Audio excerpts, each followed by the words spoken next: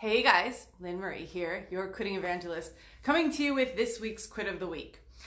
It's going to be a short one because I have to get over to the farmer's market because my newest quit for the day is quit missing the farmer's market. I've lived one block away from it for 3+ years and I've made it like 3 times. So in the interest of time, I will get straight to the quit of the week, which is quit assuming the worst. I have 2 little examples of where I teetered with this quit this week, because I was on my way to assuming the worst when I pumped the brakes, luckily, because I have pre-made this decision. Okay, quit assuming the worst when things happen. And I'll show you what it looked like in my own life, and maybe you can identify where it might look like this in yours. First, last week, I got a letter in the mail that was like, this is the California state franchise something something. We're not giving you your tax return.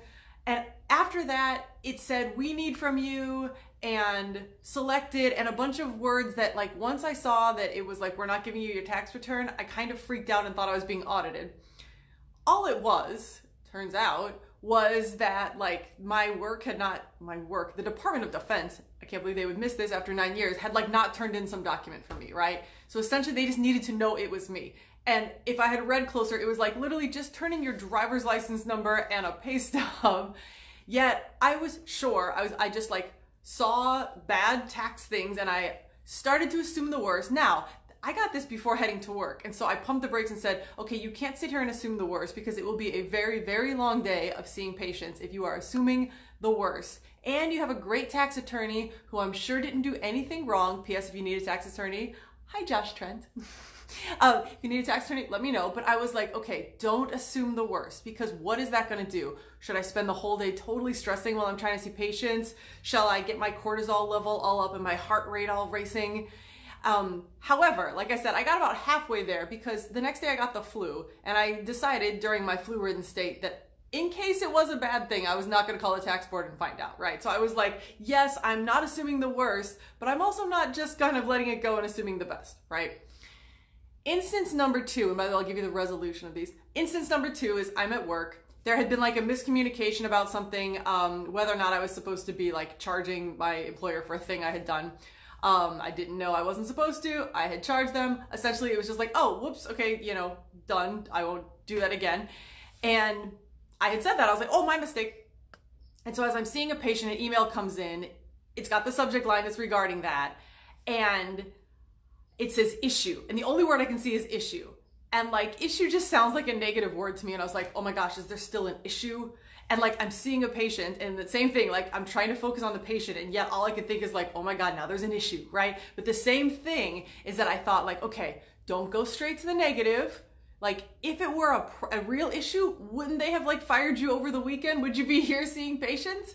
So part of quitting assuming the worst is stopping and going through logic, right? Like, I logicked through the taxes. I've got a great tax attorney. He probably didn't make any errors.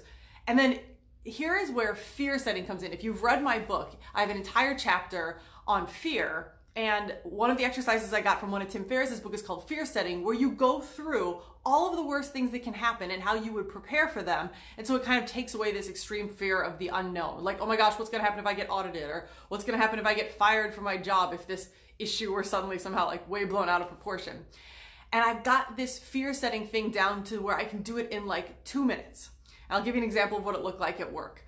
So what I did is I'm like, I'm not going to focus on this email. I'm going to see this patient. I'm going to try to assume the best. I'm going to assume that it says there is no issue, right? But still, you know, thoughts are going through my head.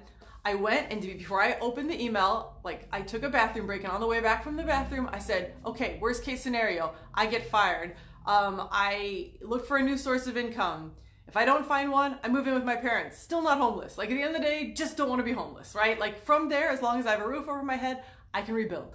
And with the taxes, I thought, okay, I've got a great tax attorney, and he probably didn't make any mistakes. And furthermore, if he did, well, maybe I just get less of a refund. Or if they think I made an error, like maybe I get fined a little bit. Like, I don't think I go to jail, right? Jail and homeless seem to be like, as long as I'm not in jail or homeless, I'm probably okay, right?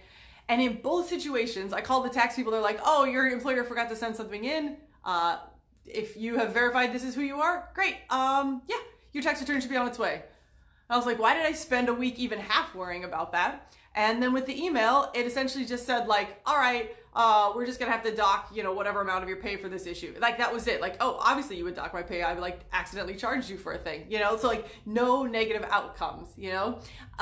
So in your life, think about where you assume the worst. And if you can maybe pump the brakes, like I said, like it's not that, you know, it's that whole react versus respond thing. Like, yeah, that you might have that initial reaction like, oh God, the tax board, you know, but then when you stop and you choose your response, granted, we all spend our lives working on like responding and not reacting. It's hard. It's a skill.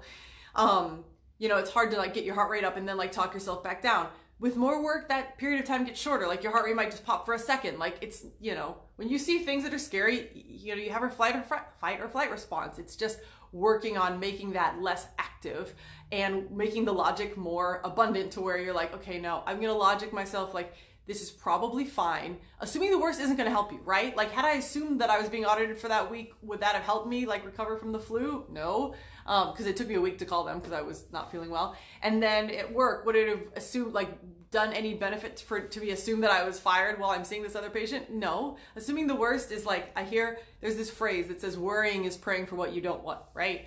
Don't worry if you don't need to. I'm not sure worrying has ever fixed a thing. You can focus on a thing for solutions, but just straight up worrying about it because you don't know the outcomes or because you don't know what it may say when you read it closer, like in my situation, is not going to help you.